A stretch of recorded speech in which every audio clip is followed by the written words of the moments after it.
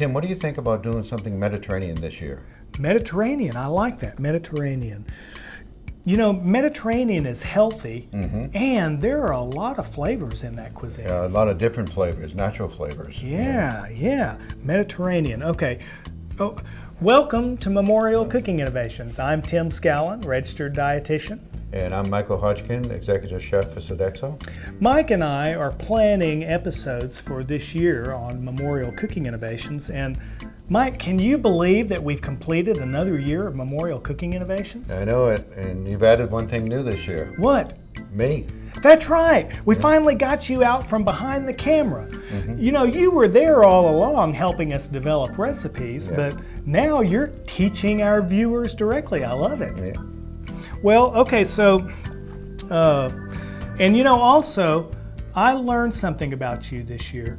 You have a sneaky side, getting that pepperoni in on that pizza behind my back. Yeah, sometimes making a better flavor gets the best of me, and I'll sneak things by when I can. Yeah. Getting those genes flowing, you know, one thing I found is music helps. Yes, it does. Hits You hear that? like a Very big soothing. pizza Okay, all right, and very Italian. Yes.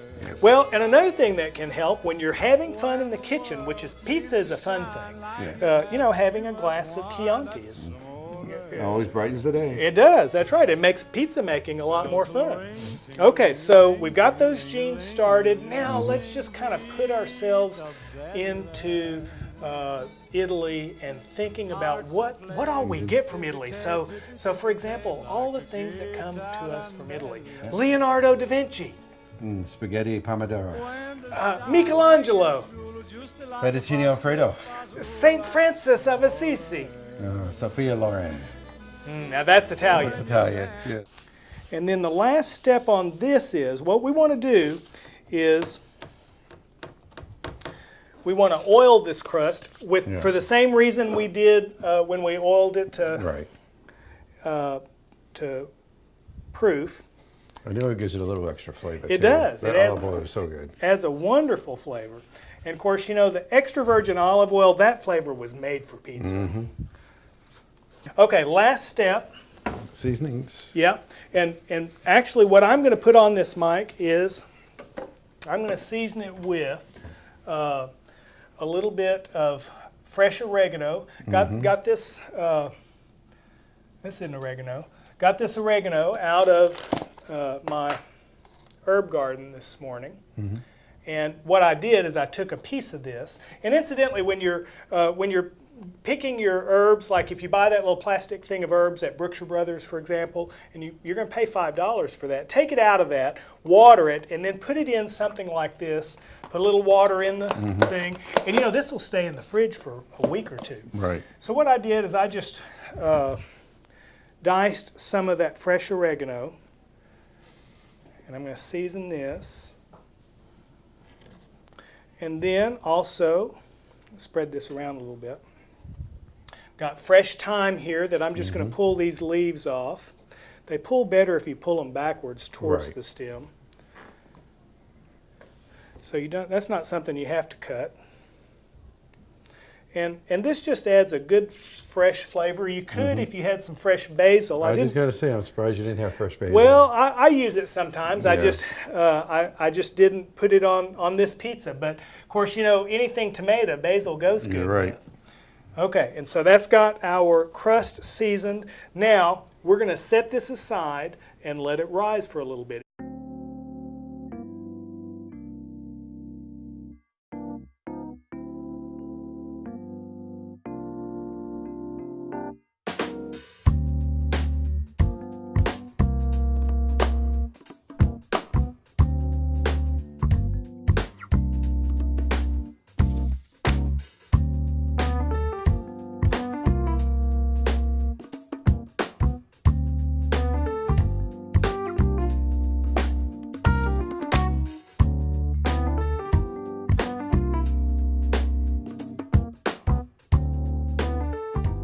Okay, so what do you think? I think it's beautiful.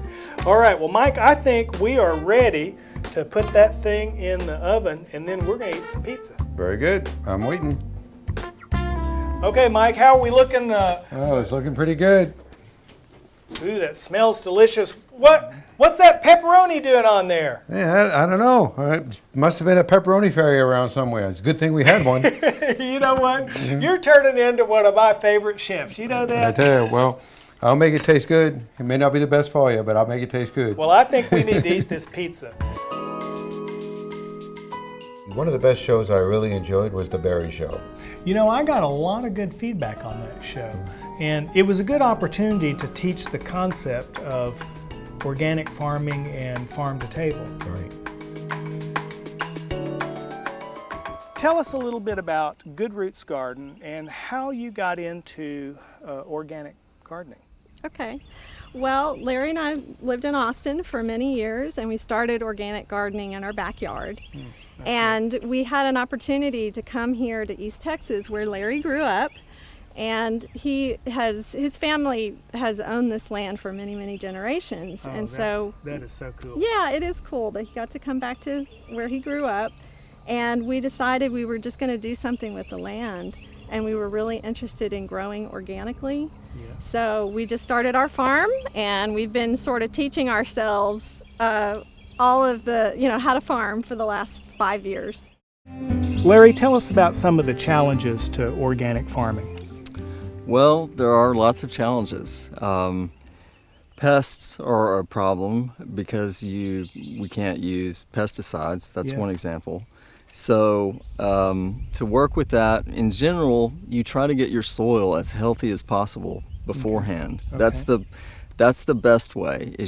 And that can take a number of years, basically adding more organic matter to the soil. Yes. And doing things that help encourage the beneficial microorganisms that help the plant. Feed the plant. Yeah, right. Which makes them more healthy. Right, just like with people, with your stomach, your digestive system, you have beneficial microorganisms. Yes. Plants have that too, and some things about conventional farming do harm those beneficial microorganisms. You know, there's a major field of study right now on gut microflora.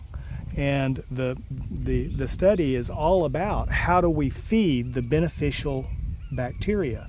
And of course, so that's where we're getting pre and probiotics. Mm-hmm. So your analogy is just fascinating to me, that the same thing is true for plants. We're healthier if we keep a healthy gut biome. Right. And these plants are healthier and can fight off pests better if we keep the soil healthy. It's true. Pests attack weak plants, just Yes. like coyotes attack weak animals. Yes. I mean, and people are going to fight off disease better when they're healthier. It's the same thing. You just applied to the soil. Jerry, here we are, two dietitians in the Berry kitchen, and there are no chefs here to tell us what to do. We can do whatever we want. We could make a video, Dietitians Gone Wild. Woohoo! Let's do it. Okay, all right. Okay, but seriously. Now, when we started talking about this show, we don't have to get too serious, do we? So when we started talking about this show, we were talking about what recipes do we want to do, and I suggested, well, let's do something with produce from your farm. Mm-hmm. And I was surprised at your choice. You chose French sorrel, and I had to go look up French sorrel. I didn't even know what sorrel was. I stumped the dietitian. You did, you did. So tell me, why did you choose sorrel? Sorrel.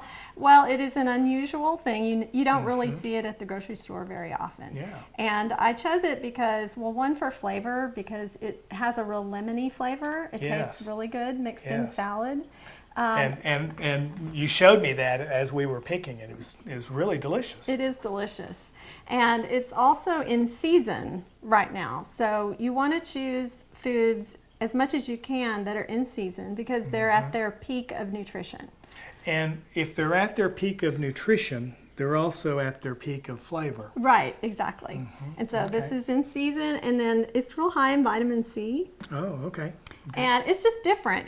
I thought it would be fun and just kind of encourage people to try something in their home garden. Makes a good green. Right. All right. Okay, well, you want to make this salad dressing Yeah, first? let's make the salad dressing. Okay, so what are you starting Okay, with? so we're going to use some balsamic vinegar. Okay. Do 1 tablespoon. All right. Well, one of the things that I learned from Memorial Cooking Innovations is that making your own salad dressing is the easiest thing in the world. In fact, you know, once I started making salad dressing at home, the difference in the flavor, I just stopped buying ready-made salad dressing, and you will too, once you see the difference in the flavor.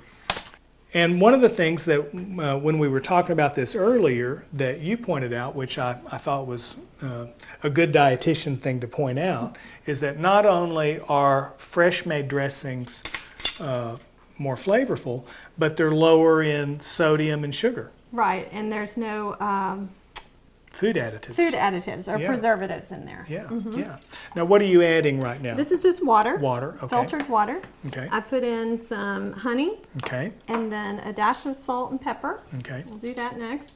So a basic vinaigrette is, and this you could say a basic salad dressing has these ingredients. It has oil, and of course we always want to use a good extra virgin olive oil because of the flavor.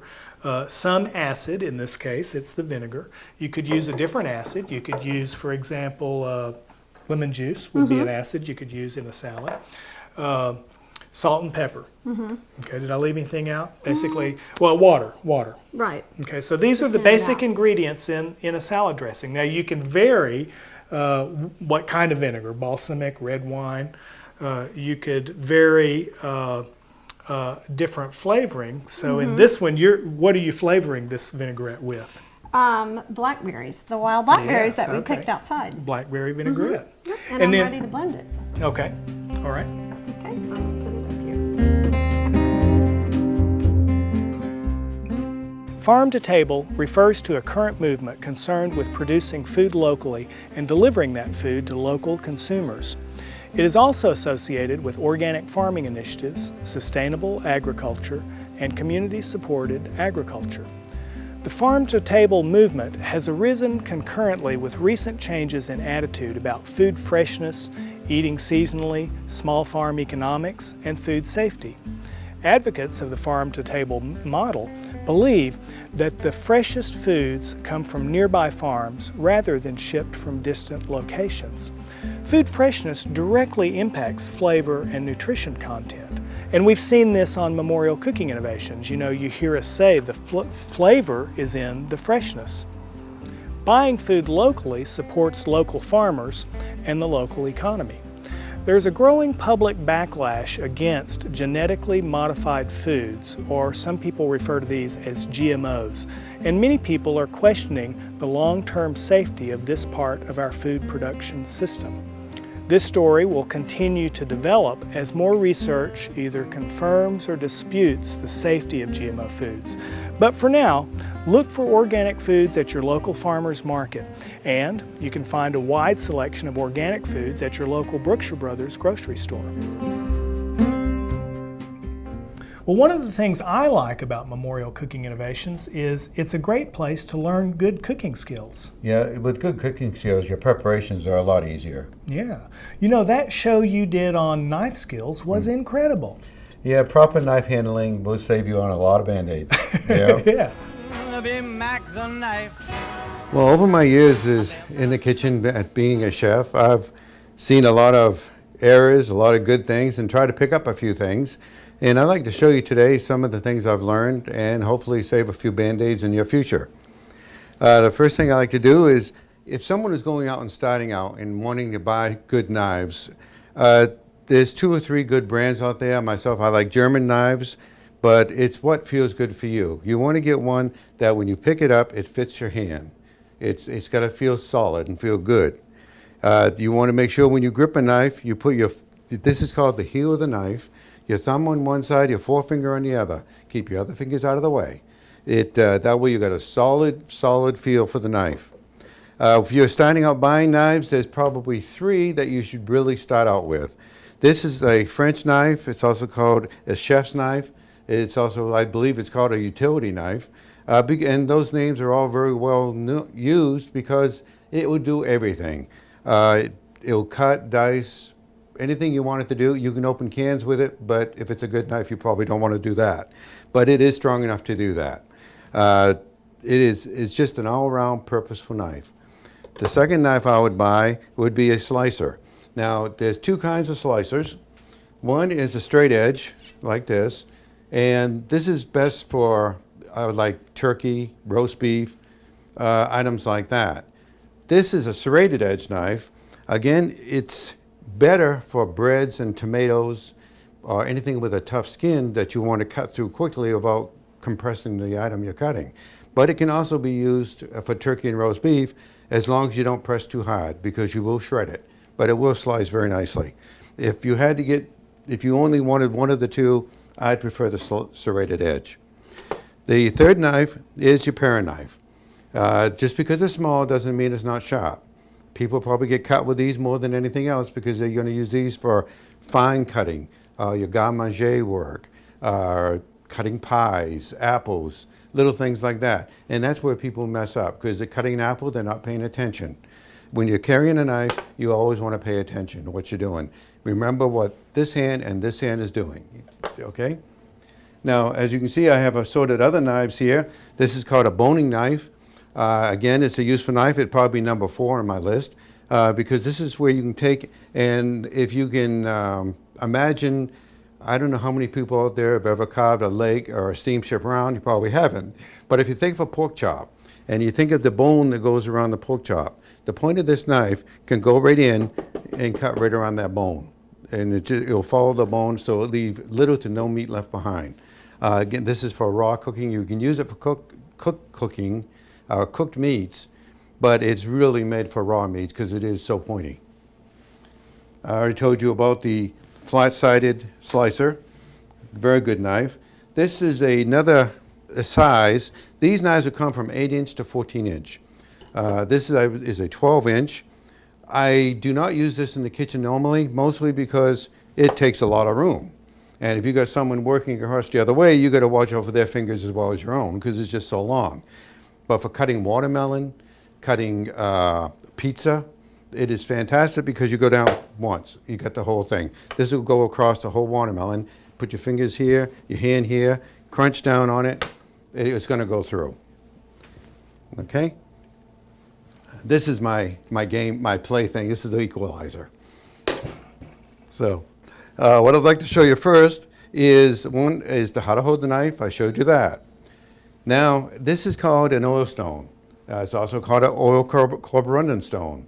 This one is way more expensive than what someone would want to use in a household, because in this one there's 3 stones to it: coarse, medium, and fine stones.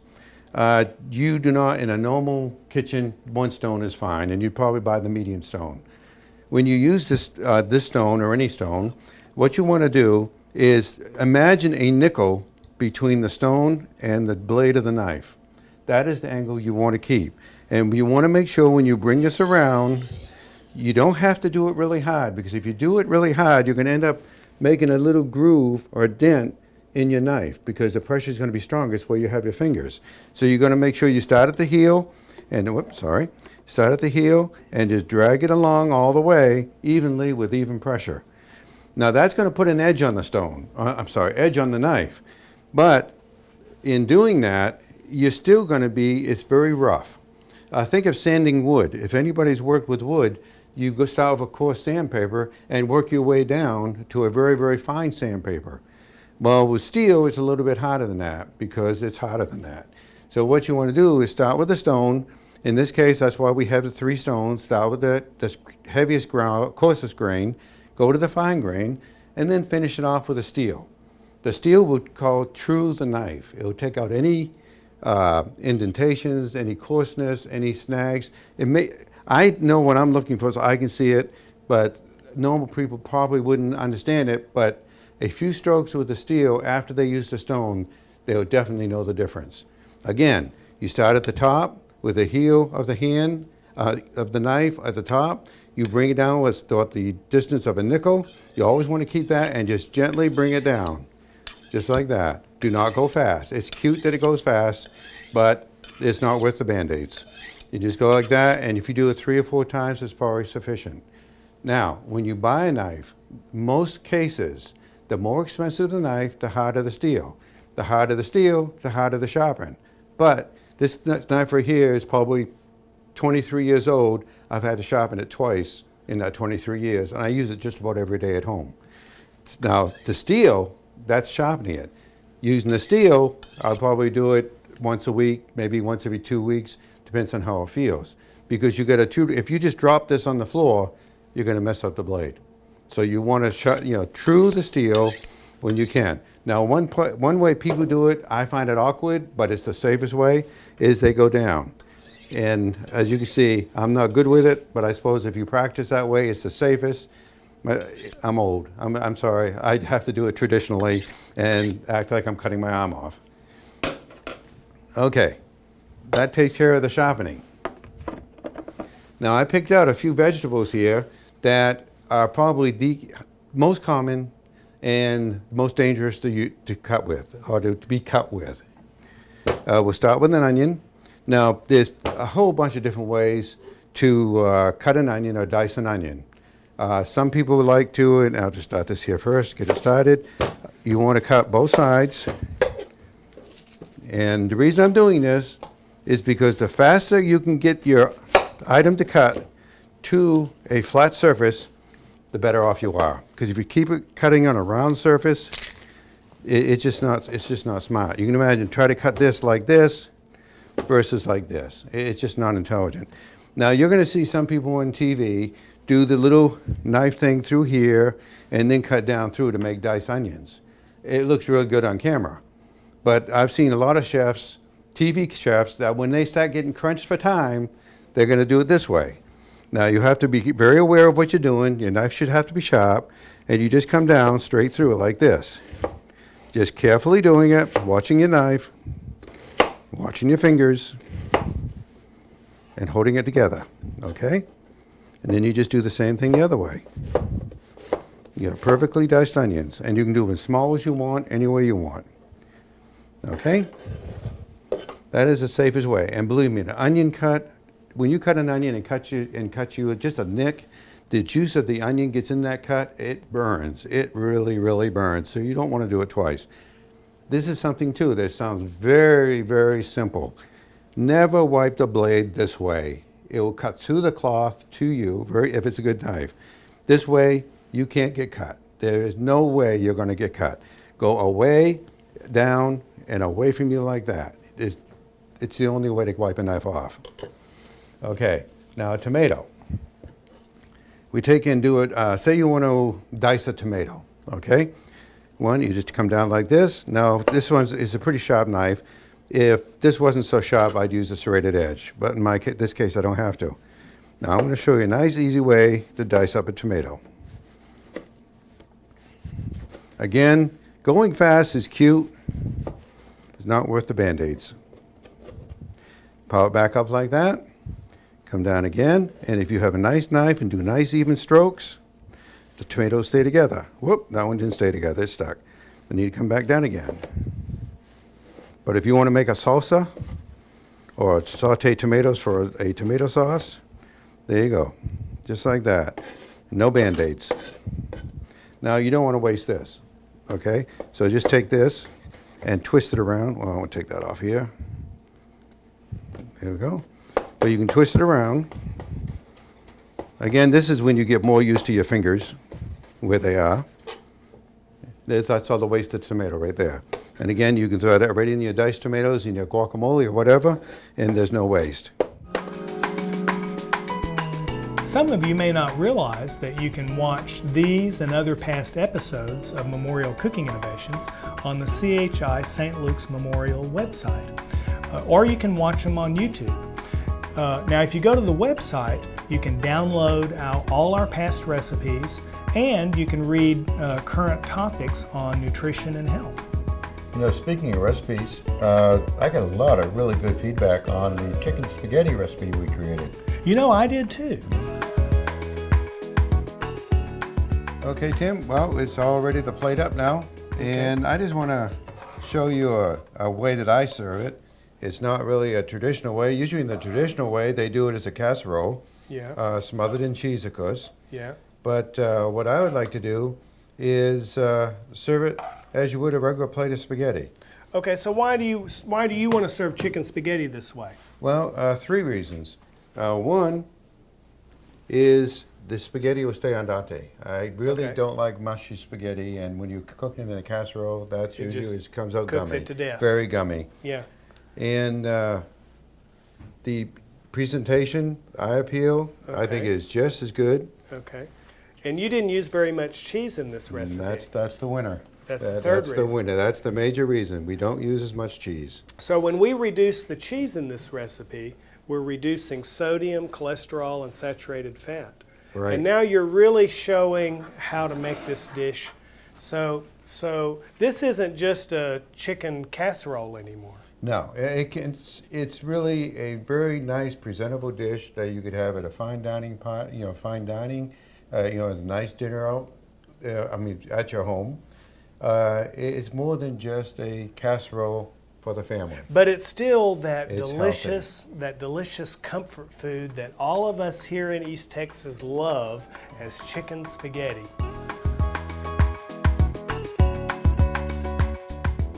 Well, Mike, I guess we better get on with planning these shows.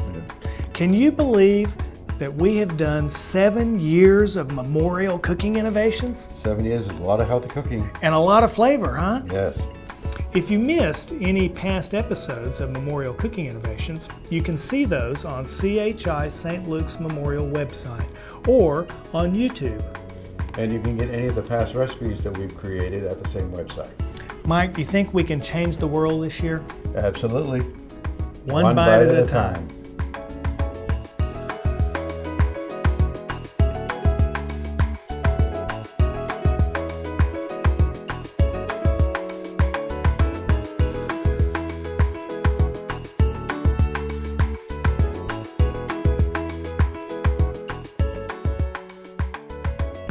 Memorial Cooking Innovations is made possible through the generous efforts of Brookshire Brothers, a celebration of family and community, CHI St. Luke's Memorial, the Polk Education Center, Sodexo Food Service, and the City of Lufkin, KLTX Channel 15.